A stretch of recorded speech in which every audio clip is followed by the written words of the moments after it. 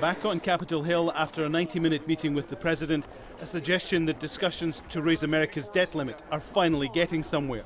The takeaway from the meeting was our teams are going to be talking further tonight. We'll have more discussion.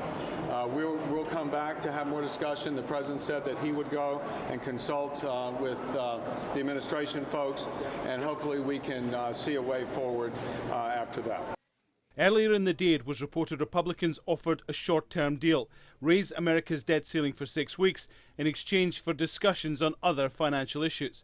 The White House didn't immediately dismiss the idea, but wanted a longer deal with no strings attached. I think the president said the other day that if they were to send them a clean debt ceiling extension, no partisan strings attached, he would sign it. The meeting came just hours after the U.S. Treasury Secretary told a Senate committee failure to raise the debt limit could be a disaster. That's because the U.S. government is just a week away from running out of money. It hit its $16.7 trillion debt limit in May. Since then, it's been taking what the Treasury calls extraordinary measures to keep paying the bills. But all that will stop on October 17th. Mr. Liu told the committee the government has big bills to pay, including payments to the military and to the elderly.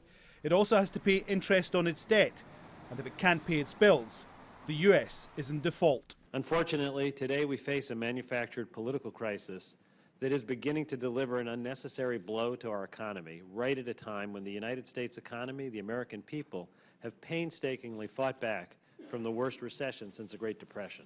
The U.S. falling into default would have what a Treasury report called a catastrophic impact on the economy. It would firstly lead to a sharp fall in the value of the dollar, which can lead to increased inflation. U.S. interest rates will rise, which will make mortgages and loans more expensive. And that rolls into slower economic growth in the U.S., which will almost inevitably mean a hit for growth in other global markets. Talks are to continue, positions to be discussed, but finally, after days of pointing the finger and laying blame, things seem to be finally moving. Alan Fisher, Al Jazeera, Washington.